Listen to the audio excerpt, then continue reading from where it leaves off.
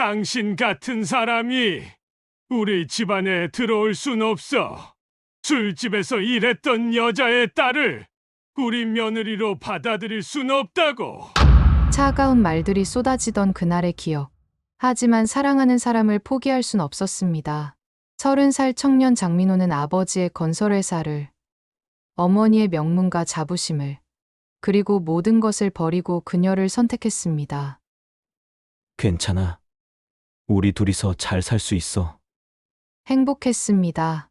가난했지만 사랑이 있었으니까요. 하지만 운명은 너무나 잔인했습니다. 교통사고 한 번에 모든 것이 무너졌죠. 그리고 4년 반이 흘렀습니다. 눈 내리는 새벽, 고급 세단 뒷좌석에 놓이는 창밖을 바라보다 얼어붙었습니다. 폐지를 가득 실은 리어카를 끄는 여자. 그 옆을 걷는 작은 쌍둥이 남자아이들. 저 아이들. 설마 죽은 아들의 얼굴이 그대로 살아 움직이고 있었습니다. 과연 무슨 일이 있었던 걸까요? 이제 그 이야기를 들려드리겠습니다. 사연 시작하기 전에 구독과 좋아요 눌러주신 여러분 고맙습니다. 그 따뜻한 마음 덕분에 오늘도 방송을 이어갑니다. 시작하겠습니다. 이야기는 5년 전으로 거슬러 올라갑니다. 한 남자와 한 여자가 사랑에 빠졌던 순간으로요. 남자의 이름은 장민호, 30살이었습니다. 준준한 외모에 탄탄한 집안 배경을 가진 청년이었죠. 그의 아버지 장태수는 중견 건설회사를 운영하는 사업가였고, 어머니 오미라는 오랜 명문가 출신이었습니다. 민호는 그런 집안의 외아들로 자랐어요. 부족한 것 없이 컸지만 늘 무언가 답답함을 느끼며 살았습니다. 부모가 정해준 길을 따라가는 것이 당연하다고 여겨지는 삶. 그게 싫었어요. 그러던 어느 날이었습니다. 민호는 회사 협력업체 행사에서 한 여자를 만났어요. 이름은 한수진, 32살. 조용하고 차분한 미소를 가진 여자였습니다. 행사장에서 케이터링 일을 하고 있었죠. 민호는 커피를 받으러 갔다가 그녀와 눈이 마주쳤습니다. 감사합니다. 천만에요. 짧은 대화였지만 뭔가 다른 느낌이었어요. 그 후로 민호는 자꾸 그 행사장 쪽으로 가게 됐습니다. 커피를 한 잔 더 마시러, 또 무언가를 가지러. 수진도 그의 시선을 느꼈습니다. 어색하게 웃으며 고개를 숙이곤 했죠. 행사가 끝나고 민호는 용기를 냈습니다. 저기, 혹시 괜찮으시다면 연락처 좀. 수진은 잠시 망설이다가 고개를 끄덕였어요. 두 사람은 그렇게 가까워졌습니다. 수진은 민호에게 편안함을 줬어요. 그녀 곁에 있으면 숨을 쉴 수 있었거든요. 거짓 없이 자신을 드러낼 수 있었습니다. 너랑 있으면 진짜 내가 되는 것 같아. 민호는 1년을 함께 보내며 확신했습니다. 이 사람과 평생을 살고 싶다고요. 하지만 그가 몰랐던 게 하나 있었습니다. 수진의 과거를 그의 부모가 절대 받아들일 수 없는 사람들이라는 것을요. 민호가 집에 돌아온 건 저녁 8시 반쯤이었습니다. 현관문을 열자마자 거실에서 기다리고 있던 아버지 장태수의 시선과 마주쳤어요. 평소와 달랐습니다. 무거운 분위기가 집안을 짓누르고 있었죠. 어머니 오미란도 소파에 팔짱을 낀 채 아들을 노려보고 있었습니다. 민호는 본능적으로 느꼈어요. 뭔가 들켰구나. 앉아라. 태수의 목소리는 낮고 날카로웠습니다. 민호는 천천히 소파에 앉았어요. 손에 땀이 났습니다. 아버지, 어머니, 제가 말씀드릴 게 있어서. 말을 끝내기도 전에 태수가 테이블 위로 서류 한 장을 밀어냈습니다. 민호는 그 서류를 내려다봤어요. 신상조사 결과였습니다. 한수진, 32세. 그리고 그 밑에 적힌 문장들. 유흥업소 종업원 경력. 모친 역시 과거 유흥업 종사. 민호의 손이 떨렸습니다. 아버지, 그래. 이 여자가 내가 만나는 사람이냐? 태수의 목소리엔 감정이 없었어요. 마치 부실 공사 보고를 듣는 것 같았습니다. 민호는 고개를 끄덕였죠. 네, 맞습니다. 미쳤구나. 미란이 벌떡 일어섰습니다. 얼굴이 새하얗게 질린 채 손가락으로 아들을 가리켰어요. 너 정말 미친 거야? 술집 여자를. 그런 사람을 우리 집안에 들일 생각이야? 어머니, 수진이는 그런 사람이 아니에요. 민호는 입술을 깨물었습니다. 지금은 평범하게 케이터링 일하고 있고, 과거가 어떻든 미란의 목소리가 높아졌습니다. 야, 장민호, 내가 지금 무슨 소리 하는 거야? 우리 집안이 어떤 집안인데? 할아버지가, 내 아버지가 얼마나 힘들게 이 자리를 만들었는데, 너 혼자 다 망가뜨릴 셈이야? 어머니, 제발, 닥쳐. 미란의 고함에 민호가 움찔했습니다. 그녀는 눈물을 글썽이며 고개를 저었어요. 안 돼. 절대 안 돼. 내가 죽어도 안 돼. 태수가 천천히 일어났습니다. 그는 창가로 걸어가 밤하늘을 바라봤어요. 민호야. 네. 너 그 여자 만난 지 얼마나 됐니? 1년 됐습니다.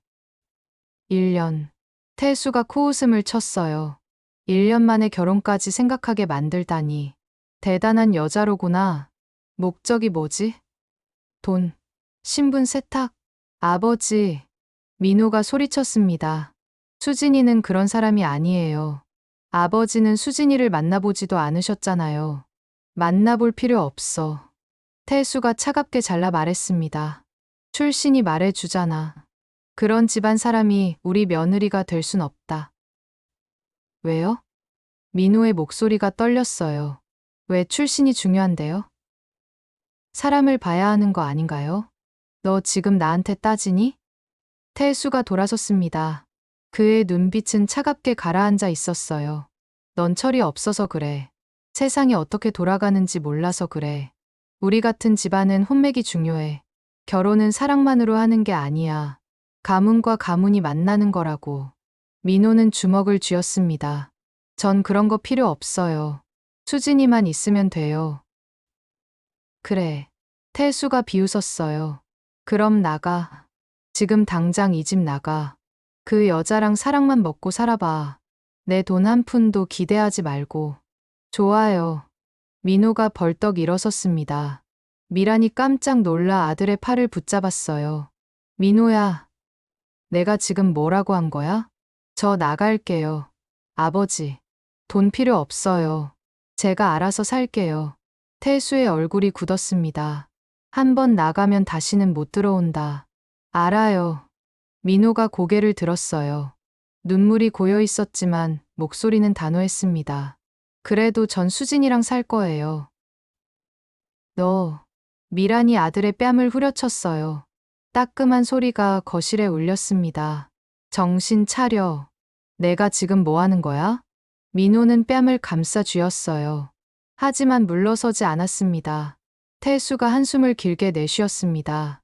마지막으로 한 번 더 묻는다. 그 여자랑 헤어질 거냐? 이 집 나갈 거냐? 민호는 떨리는 목소리로 대답했어요. 전 수진이랑 살겠습니다. 거실이 조용해졌습니다. 미란이 소파에 주저앉아 흐느꼈고 태수는 고개를 돌렸어요. 좋아. 나가라. 다시는 내 앞에 나타나지 마. 민호는 고개를 숙였습니다. 그리고 천천히 자기 방으로 걸어갔죠. 다음 날 아침이었습니다. 민호는 짐을 쌌어요. 많지 않았습니다. 큰 가방 하나면 충분했죠. 현관문을 나서려는데 어머니가 복도 끝에 서 있었어요. 민호야. 어머니. 죄송해요. 민호가 고개를 숙였습니다. 하지만 전 수진이 없이는 못 살아요. 미라는 대답하지 않았어요. 그저 돌아서서 방으로 들어갔을 뿐입니다. 문이 닫히는 소리가 들렸죠. 민호는 수진에게 전화를 걸었습니다. 떨리는 목소리로 모든 것을 설명했어요. 집을 나왔다고, 이제 둘이서 살아야 한다고. 수진은 한참 동안 말이 없었습니다. 민호야, 미안해. 내 때문에. 아니야. 민호가 웃으며 말했어요. 내가 선택한 거야. 후회 없어. 두 사람은 작은 월세방을 얻었습니다. 신월동의 낡은 빌라, 15평도 안 되는 원룸이었지만 둘에겐 충분했어요. 민호는 아버지 회사를 그만두고 물류회사에 취직했습니다. 월급은 적었지만 수진과 함께 꾸린 살림은 행복했어요. 저녁마다 함께 밥을 먹고 주말엔 근처 공원을 산책했습니다.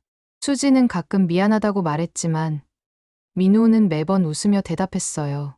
이게 진짜 내 인생이야. 이게 진짜 나야. 하지만 그 행복은 오래가지 못했습니다. 운명은 너무나 잔인했죠. 그날은 겨울이 막 시작되는 때였습니다.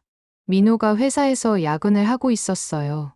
밤 10시 30분이 넘어서야 퇴근길에 올랐죠. 수진에게 전화를 걸었습니다. 여보, 나 지금 출발했어. 40분 후에 도착할게. 조심히 와. 밥 따뜻하게 해놨어. 고마워. 사랑해. 민호가 웃으며 전화를 끊었습니다. 그게 마지막이었어요. 택시를 타고 집으로 가던 중이었습니다. 신호등이 초록불로 바뀌었고 택시가 교차로를 지나가려는 순간이었죠. 왼쪽에서 신호를 무시한 대형 트럭이 미끄러지듯 달려왔습니다. 민호는 그 불빛을 봤어요. 브레이크 소리가 귓가를 찢었습니다. 그리고 충격. 세상이 빙빙 돌았습니다. 구급차 사이렌 소리가 밤하늘을 갈랐어요. 택시 기사는 가벼운 부상으로 살아났지만 뒷좌석에 타고 있던 민호는 달랐습니다. 병원 응급실로 실려갔지만 이미 늦었어요. 의사는 고개를 저었죠. 보호자분, 유감입니다. 수진이 병원에 도착했을 때 민호는 이미 차가운 시신이 되어 있었습니다. 하얀 천이 덮여 있었어요. 수진은 그 천을 천천히 걷어냈습니다. 민호의 얼굴이 보였죠. 평화로운 표정이었어요. 마치 잠든 것처럼. 민호야. 수진의 목소리가 떨렸습니다. 일어나. 제발, 일어나. 하지만 민호는 대답하지 않았어요. 수진은 그 자리에 무너져 내렸습니다. 소리 없이 울었죠. 장례식장이 차려졌습니다. 작은 식장이었어요. 조문객도 많지 않았습니다. 민호가 집을 나온 후 연락을 끊었던 사람들이 대부분이었으니까요. 수진은 상복을 입고 빈소를 지켰습니다. 혼자였어요. 친척도, 가족도 없었죠. 그저 남편의 영정 앞에 앉아 눈물만 흘렸습니다. 이틀째 되던 날, 문이 열렸습니다. 수진은 고개를 들었어요. 그리고 얼어붙었습니다. 장태수와 오미란이 들어오고 있었거든요. 검은 옷을 입은 두 사람의 얼굴은 창백했습니다. 미라는 영정 사진을 보자마자 비틀거렸어요. 민호야, 민호야. 울부짖으며 영정 앞으로 달려갔습니다. 무릎을 꿇고 아들의 사진을 끌어안았죠. 태수는 뒤에 서서 고개를 숙였어요. 주먹을 꽉 쥔 채 말없이 서 있었습니다. 한참을 그렇게 있다가 미란이 고개를 돌렸습니다. 수진과 눈이 마주쳤어요. 미란의 얼굴이 일그러졌습니다. 너, 떨리는 목소리였어요. 다 내 탓이야. 수진은 입술을 깨물었습니다. 어머님, 어머님은 무슨 어머님이야? 미란이 소리쳤습니다. 내가 우리 민호를 죽였어. 내가. 조문객들이 놀라 돌아봤어요. 태수가 아내의 팔을 잡았지만 미란은 뿌리쳤습니다. 나요. 내가 할 말이 있어. 그녀는 수진에게 다가갔어요. 내가 우리 집에 있었으면 이런 일은 없었어. 우리 집에서 편하게 살았으면 이렇게 야근하고 택시 타고 다니지도 않았을 거 아니야? 어머님, 그건. 닥쳐. 미란의 목소리가 터져 나왔습니다. 술집 여자 딸이라 재수가 없어서 이런 일이 생긴 거야. 내가 우리 민호한테 붙어서 불행을 가져온 거라고. 수진의 얼굴이 하얗게 질렸습니다. 눈물이 볼을 타고 흘러내렸어요. 어머님, 전 정말. 됐어. 태수가 차갑게 말했습니다. 경수가. 그만해. 여기서 이러지 마. 그는 수진을 바라봤어요. 눈빛이 얼음처럼 차가웠습니다. 우리가 사준 집, 가져갈 생각 말아요. 법적으로 처리하겠소. 당신 이름으로 된 건 하나도 없을 거요. 수진은 고개를 숙였습니다. 알겠습니다. 그리고 보험금 같은 것도 기대하지 마시오. 우리가 다 처리할 테니. 태수가 돌아섰어요. 미란아, 가자. 미라는 한 번 더 수진을 노려봤습니다. 내가 우리 아들 죽였어. 평생 잊지 마. 그리고 돌아섰죠. 두 사람이 나간 후 수진은 그 자리에 주저앉았습니다. 온몸이 떨렸어요. 조문객들의 수근거림이 들렸습니다. 술집 여자 딸이래. 그러게, 시어머니가 저렇게 화낼 만도 하지. 불쌍하긴 하네. 수지는 귀를 막았습니다. 하지만 소리는 계속 들려왔어요. 그날 밤, 수지는 혼자 빈소를 지켰습니다. 민호의 영정을 바라보며 말없이 앉아 있었죠. 미안해. 민호야. 작은 목소리로 속삭였습니다. 내가 정말 너한테 불행을 가져온 걸까? 대답은 없었어요. 그저 촛불만 흔들리고 있었습니다. 장례는 4일장으로 치러졌습니다. 마지막 날, 수지는 민호의 관을 따라 화장터까지 갔어요. 관이 불 속으로 들어가는 것을 지켜봤습니다. 연기가 하늘로 올라갔죠. 수지는 그 연기를 바라보며 생각했습니다. 이제 정말 끝이구나. 모든 게 끝났구나. 하지만 끝이 아니었어요. 그녀의 뱃속에는 새로운 생명이 자라고 있었으니까요. 아직 아무도 몰랐습니다. 수진 자신도 확신하지 못했죠. 하지만 이미 2달째였어요. 쌍둥이였습니다. 장례를 치른 지 일주일이 지났습니다. 수지는 민호와 함께 살던 작은 월세방을 정리하고 있었어요. 옷장을 열 때마다, 서랍을 열 때마다 민호의 흔적이 눈에 들어왔습니다. 넥타이, 향수, 손때 묻은 책들. 모든 것이 그를 떠올리게 했죠. 수지는 그것들을 하나씩 박스에 담았어요. 눈물을 흘리며 천천히. 현관 초인종이 울렸습니다. 수지는 손을 닦고 문을 열었어요. 정장을 입은 중년 남자가 서 있었습니다. 한수진 씨 맞으십니까? 네. 저는 장태수 회장님 쪽 변호사입니다. 잠깐 말씀 나눌 수 있을까요? 수지는 고개를 끄덕이고 그를 안으로 들였습니다. 거실 탁자에 마주 앉았어요. 변호사는 서류 가방에서 두꺼운 봉투를 꺼냈습니다. 장민호 씨의 사망에 따른 재산 정리 건입니다. 보험금, 회사 퇴직금, 그리고 이 주택에 대한 권리. 그는 서류들을 펼쳐 놓았어요. 법적으로는 부인이신 한수진 씨가 상속받으시는 게 맞습니다만 회장님 측에서는 다 돌려드릴게요. 수진이 조용히 말했습니다. 변호사가 놀란 얼굴로 그녀를 쳐다봤어요. 예. 지금 뭐라고? 보험금도, 퇴직금도, 이 집도 다시 시부모님께 드릴게요. 수진의 목소리는 차분했습니다. 어차피 제가 받을 자격이 없어요. 민호는 저 때문에 죽었으니까요. 하지만 한수진 씨, 이건 법적으로 당신의 권리입니다. 포기하실 필요가. 서류 주세요. 서명할게요. 수진이 손을 내밀었습니다. 변호사는 잠시 망설이다가 펜과 서류를 건넸어요. 수진은 한 장 한 장 넘기며 이름을 적었습니다. 재산 포기 동의서, 보험금 수령 포기서, 주택명의 포기서, 모든 것에 사인했죠. 마지막 장에 사인을 하면서 수진이 작게 말했습니다. 변호사님, 시부모님께 전해주세요. 목소리가 떨렸어요. 제가 다 드린다고요. 대신,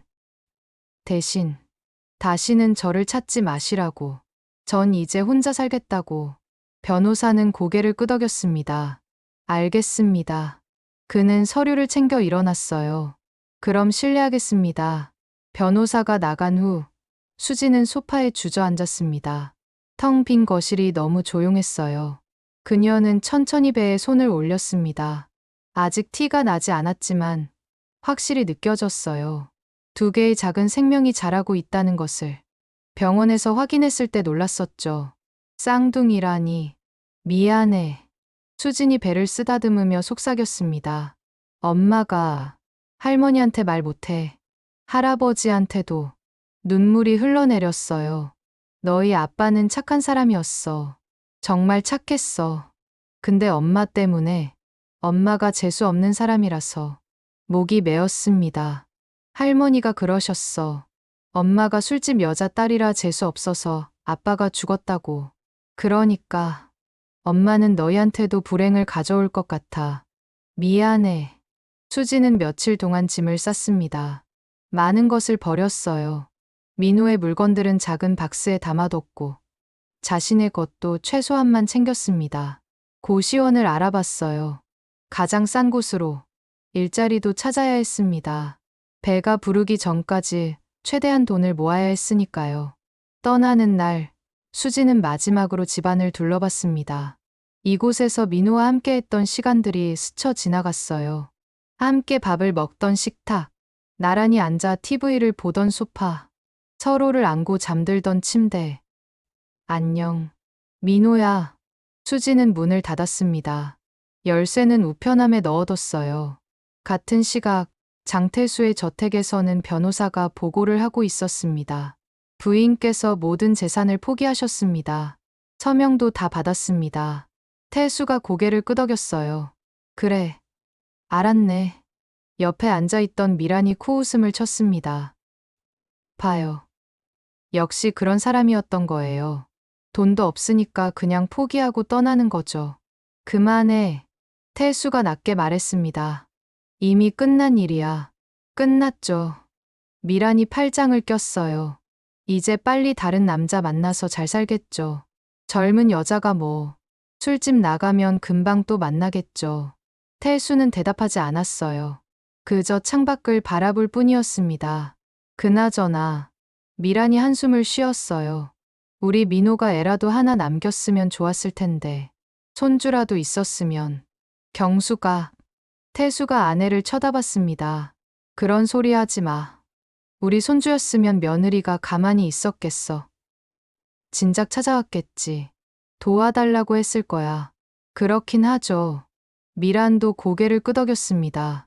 태수는 창밖을 바라봤어요. 그 여자도 이제 새 인생 살겠지. 젊은데 뭐.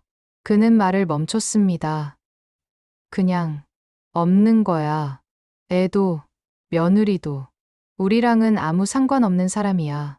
미라는 눈물을 닦았어요. 그래도 보고 싶네요. 우리 민호. 두 사람은 말없이 앉아 있었습니다. 거대한 저택은 조용했어요. 너무 조용했습니다.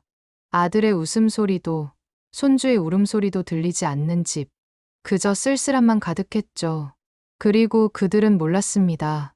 지금 이 순간, 그들의 손주 두 명이 며느리의 뱃속에서 자라고 있다는 것을. 그 아이들이 나중에 눈 내리는 거리에서 폐지를 주우며 걸어갈 거라는 것을. 그리고 4년 반 후, 우연히 그들과 마주치게 될 거라는 것을요. 4년 반이 흘렀습니다. 계절이 18번 바뀌고, 시간은 흘러갔지만, 어떤 것들은 변하지 않았어요.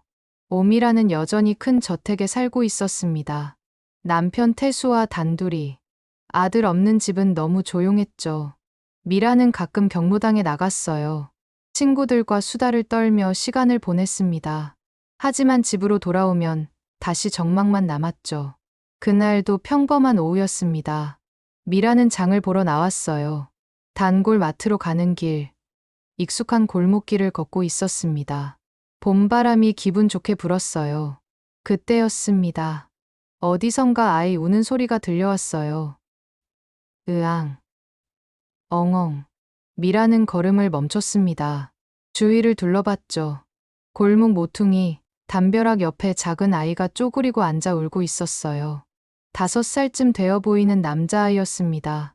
빨간 모자를 쓰고 있었죠. 미라는 천천히 다가갔어요. 아가, 왜 울어? 아이가 고개를 들었습니다. 눈물 범벅이 된 얼굴이었어요. 그 순간, 미란의 심장이 멈추는 것 같았습니다. 아이의 얼굴, 그 눈, 그 코, 그 입술.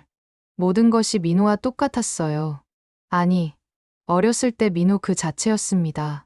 미라는 입을 벌린 채 굳어버렸죠. 아, 아가, 떨리는 목소리로 물었어요. 엄마는 어디 있어? 엄마, 잃어버렸어요. 아이가 다시 울음을 터뜨렸습니다. 엄마 어디 갔어요? 미라는 무릎을 꿇었습니다. 천천히 아이에게 다가갔어요. 울지 마. 할머니가 찾아줄게. 응. 손을 뻗어 아이의 눈물을 닦아줬습니다. 손이 떨렸어요. 아이의 얼굴을 보는 것만으로도 가슴이 터질 것 같았거든요. 아가, 이름이 뭐야? 준서요. 준서야. 예쁜 이름이네. 엄마 어디로 갔어? 저기, 아저씨가 준서 보고 있으라고. 아이가 손가락으로 가리켰어요. 근데 엄마가 안 와요. 미라는 아이를 꼭 안았습니다. 본능적으로 그랬어요. 아이의 작은 몸이 품에 안겼죠. 따뜻했습니다. 살아 있었어요. 미란의 눈에서 눈물이 흘러내렸습니다. 왜인지 모를 눈물이었어요. 준서야. 갑자기 누군가의 목소리가 들려왔습니다. 허겁지겁 뛰어오는 발소리. 미라는 고개를 들었어요. 그리고 얼어붙었습니다. 낡은 패딩 점퍼를 입은 여자가 달려오고 있었거든요. 뒤에는 폐지 가득 실은 리어카가 보였습니다. 여자의 얼굴은 거칠었어요. 손은 트고 갈라져 있었죠. 하지만 그 얼굴을 미라는 알고 있었습니다. 수진이. 미란의 입에서 나직한 목소리가 새어나왔습니다. 수진이 준서에게 달려왔어요. 준서야. 엄마 미안해. 깜빡했어. 아이를 꼭 안으며 온몸으로 확인했습니다. 다친 데는 없는지. 그리고 천천히 고개를 들었죠. 미란과 눈이 마주쳤습니다. 안녕하세요. 수진이 작게 인사했어요. 목소리가 떨렸습니다. 미란은 말을 잃었어요. 그저 수진을, 그리고 준서를 번갈아 쳐다볼 뿐이었습니다. 그때였어요. 리어카 옆에서 또 다른 목소리가 들렸습니다. 엄마. 똑같이 생긴 아이가 하나 더 뛰어왔습니다. 쌍둥이였어요. 역시 빨간 모자를 쓰고 있었죠. 미란의 입이 벌어졌습니다. 쌍둥이, 쌍둥이. 두 아이 모두 민호를 닮았어요. 그대로였습니다. 어렸을 때 민호가 둘이 있는 것 같았죠. 미란의 다리가 풀렸어요. 그 자리에 주저앉을 뻔했습니다. 잠깐. 애야. 떨리는 목소리로 수진을 불렀습니다. 너, 이 애들은 누구니? 수진은 아이들의 손을 꽉 잡았어요. 제 아이들이에요. 뭐, 어머니랑은 상관없어요. 수진의 목소리가 차가워졌습니다. 그녀는 돌아서려 했어요. 하지만 미란이 수진의 팔을 붙잡았습니다. 잠깐, 애 좀 하자. 놔주세요. 수진이 팔을 빼려 했지만 미란은 놓지 않았어요. 이 애들. 혹시 미란의 목소리가 갈라졌습니다. 민호 애들 아니니? 수진은 미란을 똑바로 쳐다봤어요. 그리고 차갑게 대답했습니다. 아니에요. 다른 사람 만나서 낳은 애들이에요. 미란의 얼굴이 창백해졌어요. 무슨 소리야? 술집 여자 딸이 혼자 살 순 없잖아요. 수진이 비웃듯 말했습니다. 어머니 말씀대로 재수 없는 사람이니까 빨리 다른 남자 만나서 애 낳고 살았어요. 애야. 그게 다시는 아는 척 하지 마세요. 수진이 미란의 손을 뿌리쳤어요. 그리고 아이들의 손을 잡고 돌아섰습니다. 준서야. 준우야. 가자. 쌍둥이는 엄마를 따라 걸었어요. 리어카를 끌며 천천히 멀어져 갔죠. 미라는 그 자리에 선 채 말을 잃었습니다. 민호랑. 작게 중얼거렸어요. 민호랑 너무 닮았는데. 하지만 수지는 이미 멀어지고 있었습니다. 미라는 떨리는 다리로 겨우 일어섰어요. 가방에서 휴대폰을 꺼냈습니다. 태수에게 전화를 걸었죠. 여보, 나 지금 이상한 일을 겪었어. 목소리가 떨렸습니다. 며느리를 봤어. 그리고 애들도 쌍둥이, 민호랑 똑같이 생긴. 전화 너머로 태수의 목소리가 들려왔어요. 설마 당신 착각한 거 아니야? 아니야. 미란이 고개를 저었습니다. 분명히 봤어. 민호가 살아 돌아온 줄 알았어. 그녀는 수진이 사라진 방향을 바라봤어요. 리어카 끄는 소리가 점점 멀어지고 있었습니다. 미란이 집으로 돌아왔을 때 태수는 서재에 있었습니다. 그녀는 남편에게 오늘 있었던 일을 모두 이야기했어요.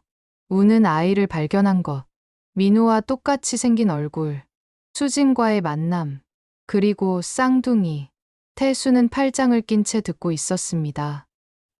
설마, 태수가 고개를 저었어요. 우리 손주면 벌써 찾아왔을 거야. 4년 반이나 지났는데 한 번도 연락 안 했잖아. 하지만 여보, 미란의 목소리가 떨렸습니다. 정말 민호랑 똑같이 생겼어. 내가 어떻게 착각을 하겠어. 내가 낳은 아들인데. 경수가 태수가 아내의 어깨를 잡았어요. 아들 잃은 슬픔에 다른 애들 보고 착각한 거야. 그 여자도 다른 남자 만나서 낳은 애들이라고 했잖아. 그래도 애가 죽은 지 얼마인데 다른 남자랑 잘 살고 있나 보지 뭐. 태수의 목소리가 차갑게 가라앉았어요. 우리 손주면 저렇게 가만히 있겠어. 폐지 줍는다며 도와달라고 했겠지. 돈 달라고 찾아왔을 거 아니야. 미라는 고개를 끄덕였습니다. 그렇겠지요. 그렇겠지. 하지만 마음 한구석이 불편했어요. 밤새 잠을 이루지 못했습니다. 그 아이의 얼굴이 자꾸 떠올랐거든요. 민우 어렸을 때 그 모습 그대로였어요. 눈웃음 짓던 모습, 울 때 입술 삐죽거리던 모습, 모든 게 똑같았습니다. 일주일이 지났습니다. 태수는 회사 일로 바쁜 나날을 보내고 있었어요. 그날 저녁도 늦게 퇴근하는 중이었습니다. 기사가 차를 몰고 있었죠. 거리에는 눈이 내리기 시작했어요. 첫눈이었습니다. 회장님, 눈이 오네요.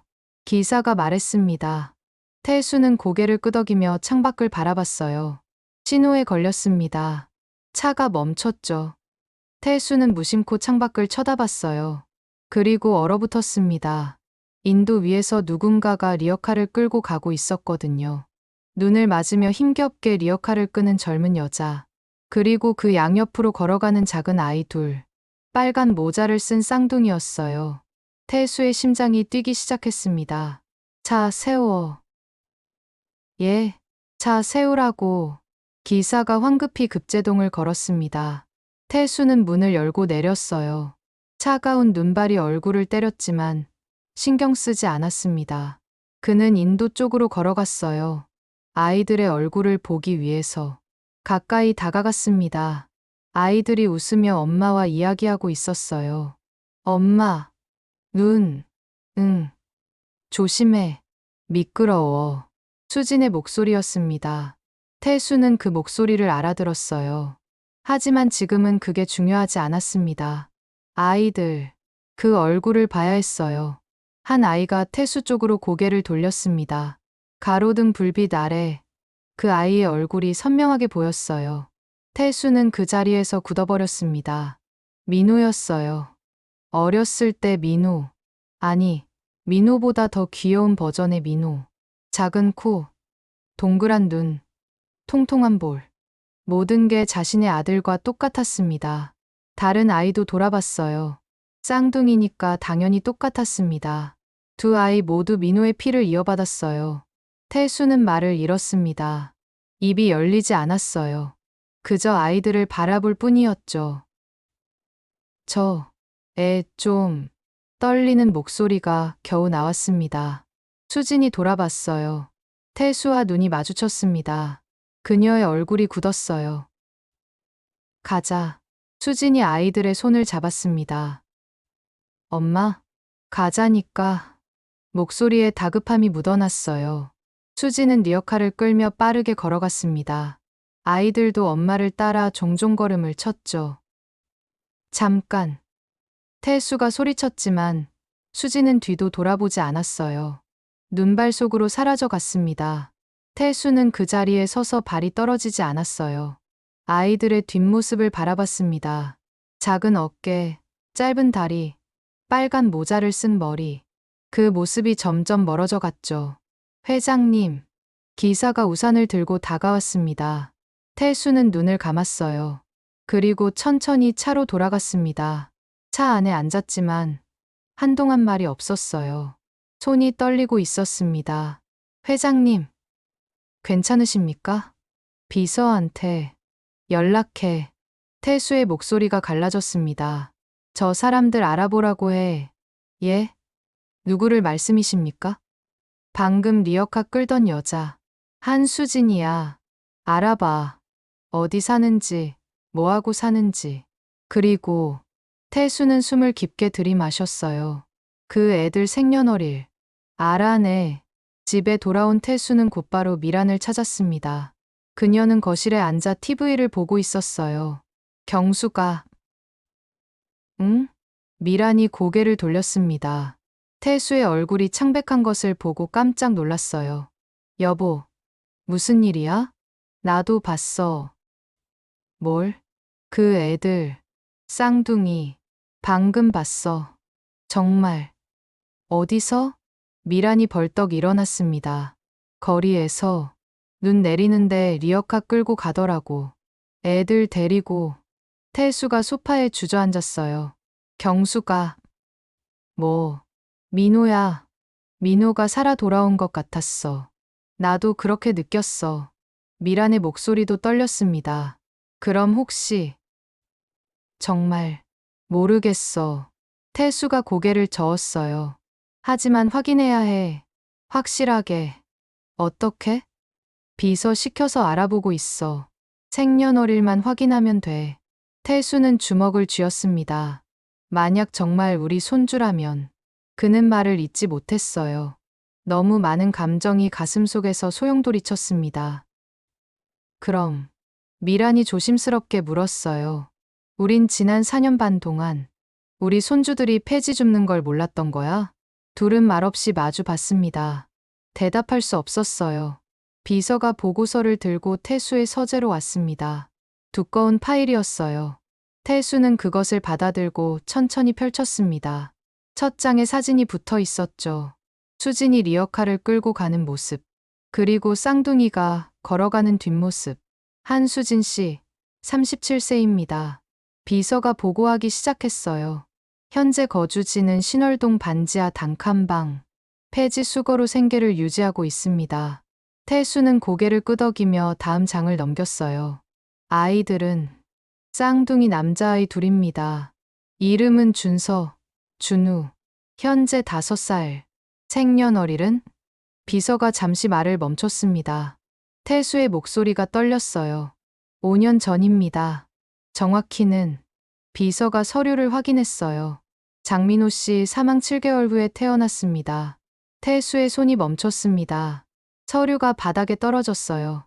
7개월 후. 네.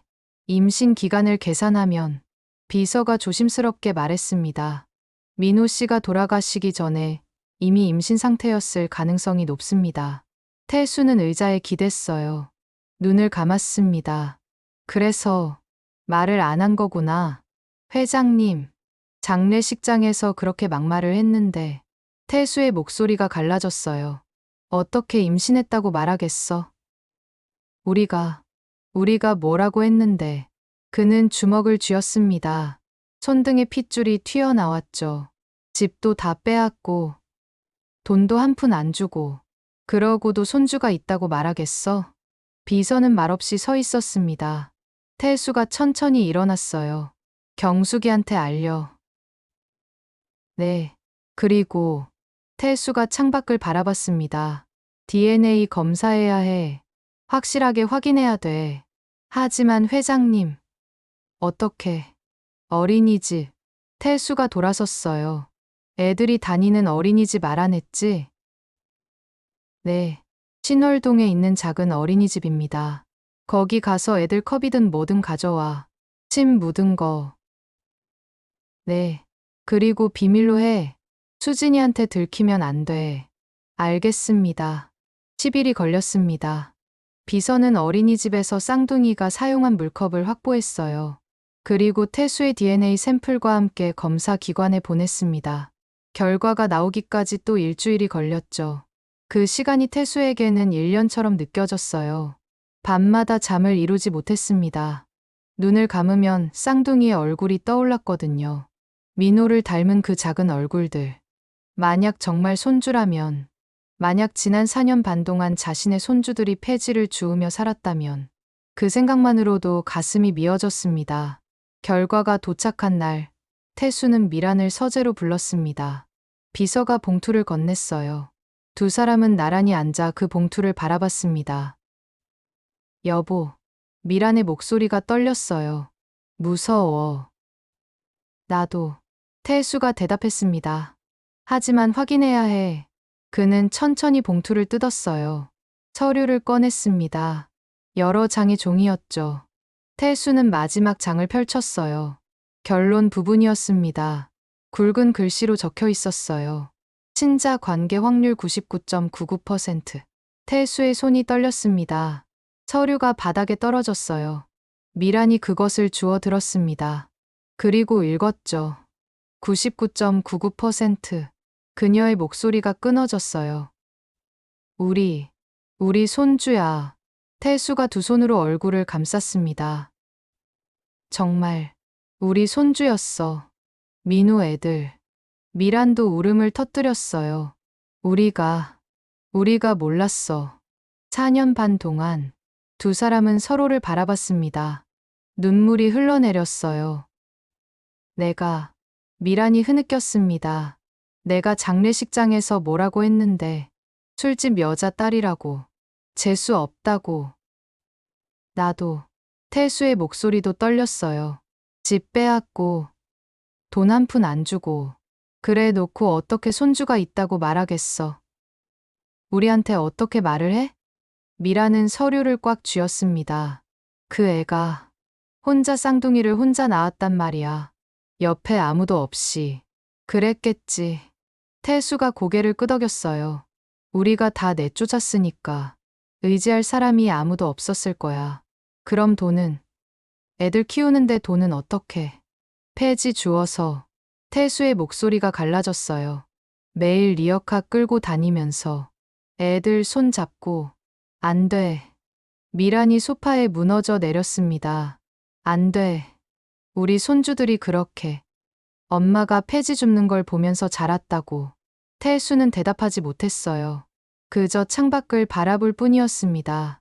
눈물이 멈추지 않았죠. 당장 찾아가야 해. 미란이 일어섰습니다. 지금 당장 가서 데려와야 해. 우리 손주들. 경수가. 태수가 아내의 팔을 잡았어요. 그게 쉽겠어? 우리가 그렇게 했는데 며느리가 우릴 받아주겠어? 그래도 일단 생각 좀 하자. 태수가 한숨을 쉬었어요. 어떻게 해야 할지, 어떻게 사과해야 할지. 두 사람은 밤새 잠을 이루지 못했습니다. 서재에 앉아 쌍둥이의 사진을 보고 또 봤어요. 어린이집 CCTV에서 캡처한 사진들이었습니다. 웃고 있는 준서, 뛰어다니는 준우, 자신들의 손주였어요. 민우의 피를 이은 아이들. 하지만 그들은 할아버지도 할머니도 모르고 자라고 있었습니다. 우리가 너무 큰 죄를 지었어. 태수가 중얼거렸어요. 어떻게 용서를 받을 수 있을까? 미라는 대답하지 못했습니다. 그저 손주들의 사진을 꽉 쥐고 울 뿐이었죠. 새벽 5시. 눈이 내리고 있었습니다. 신월동 반지하 골목은 어두웠어요. 가로등 불빛만이 흰 눈을 비추고 있었죠. 그곳에 두 사람이 무릎을 꿇고 앉아 있었습니다. 장태수와 오미란. 비싼 코트를 입은 그들은 차가운 눈밭에 무릎을 대고 있었어요. 회장님, 부인께서 떨고 계시는데 옆에 서 있던 기사가 걱정스럽게 말했습니다. 차에 계시죠? 안 돼. 태수가 고개를 저었어요. 여기서 기다려야 해. 미라는 말없이 눈을 막고 있었습니다. 2시간째였어요. 새벽 3시부터 그 자리에 앉아 있었죠. 며느리가 폐지 주우러 나오는 게 보통 이 시간이래. 태수가 중얼거렸습니다. 비서가 알아봤어. 미라는 고개를 끄덕였어요. 손이 얼어붙고 있었지만 개의치 않았습니다. 이 정도는 아무것도 아니었어요. 며느리가 손주들이 4년 반 동안 겪었을 고통에 비하면 6시가 가까워졌을 때 반지하 문이 열렸습니다. 수진이 나왔어요. 낡은 패딩을 입고 목도리를 두르고 리어카를 끌 준비를 하고 있었습니다. 그녀가 고개를 들었어요. 그리고 얼어붙었습니다. 눈밭에 무릎 꿇고 앉아있는 시부모. 수진의 손에서 열쇠가 떨어졌어요. 어머님. 윤정아. 미란의 목소리가 떨렸습니다. 미안하다. 수진은 뒤로 한 걸음 물러섰어요. 왜 여기 계세요? 사과하러 왔다. 태수가 고개를 숙였습니다. 우리가 잘못했어. 일어나세요. 수진의 목소리가 차가웠어요. 필요 없어요. 수진아, 필요 없다고요. 수진이 소리쳤습니다. 이미 늦었어요. 너무 늦었어요. 눈물이 흘러내렸어요. 어머니가 뭐라고 하셨는지 알아요? 장례식장에서 술집 여자 딸이라 재수 없어서 민호가 죽었다고. 그렇게 말씀하셨잖아요. 미란이 흐느꼈습니다. 미안해. 정말 미안해. 집도 빼앗고 돈도 한 푼 안 주고. 수진의 목소리가 갈라졌어요. 그러고도 어떻게 임신했다고 말해요? 어떻게 손주가 있다고 말해요? 알아. 태수의 목소리도 떨렸습니다. 우리가 너무 큰 죄를 지었어. 용서 못 받을 짓을 했어. 그럼 왜 여기 와요? 수진이 두 손으로 얼굴을 감쌌어요. 이제 와서 왜 이러는 거예요? 손주들. 미란이 울면서 말했습니다. 우리 손주들. 한 번만 보게 해줘. 제발. 안 돼요. 수진이 고개를 저었어요. 이미 늦었어요. 애들은 할아버지도 할머니도 필요 없어요. 우린 지금까지 잘 살았어요. 잘 살았니? 태수가 고개를 들었어요.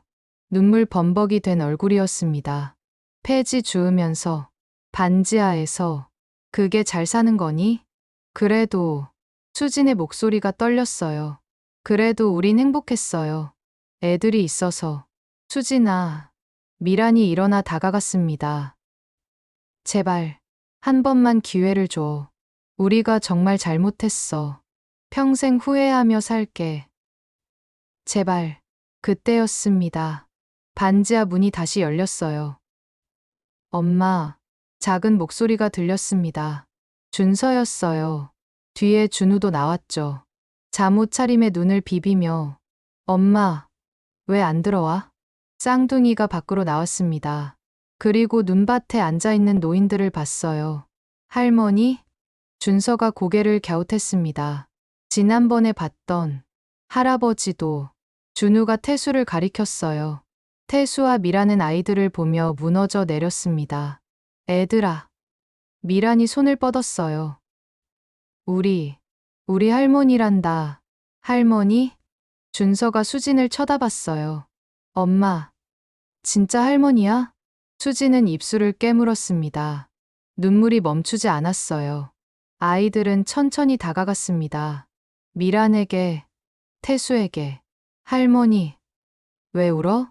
준우가 미란의 눈물을 닦아줬어요. 작은 손으로. 미란은 그 손을 잡고 흐느꼈습니다. 미안해. 할머니가 미안해. 태수가 쌍둥이를 안았어요. 두 아이를 품에 안고 목 놓아 울었습니다. 우리 손주들. 준서와 준우는 영문도 모른 채 할아버지를 안아줬어요. 할아버지, 울지 마. 괜찮아. 그 말에 태수는 더욱 울음을 터뜨렸죠. 수지는 그 모습을 보며 무너져 내렸습니다. 눈밭에 주저앉았어요.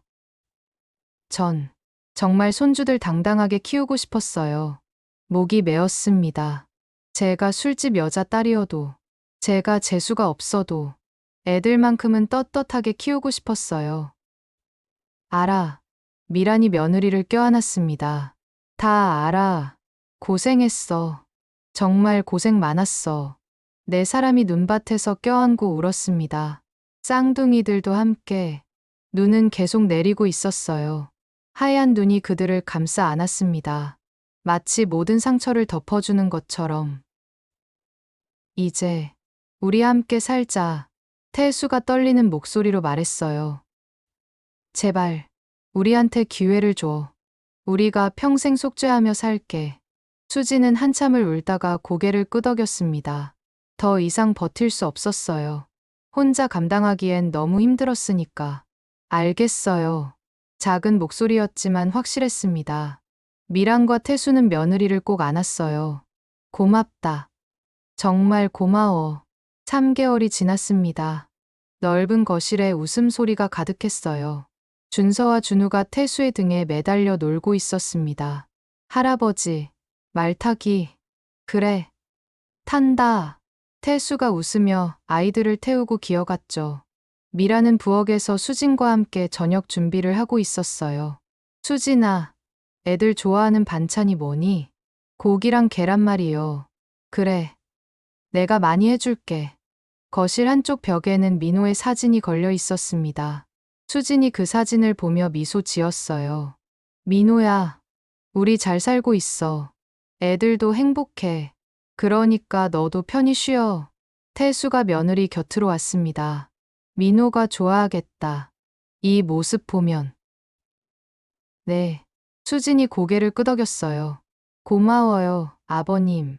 내가 고맙지. 태수가 손주들을 바라봤습니다. 우리한테 다시 가족을 만들어줘서. 저녁 식탁에 모두 둘러앉았어요. 5명의 가족. 뒤늦게 만들어진 가족이었지만 진짜 가족이었습니다. 상처를 딛고 용서를 통해 다시 만들어진.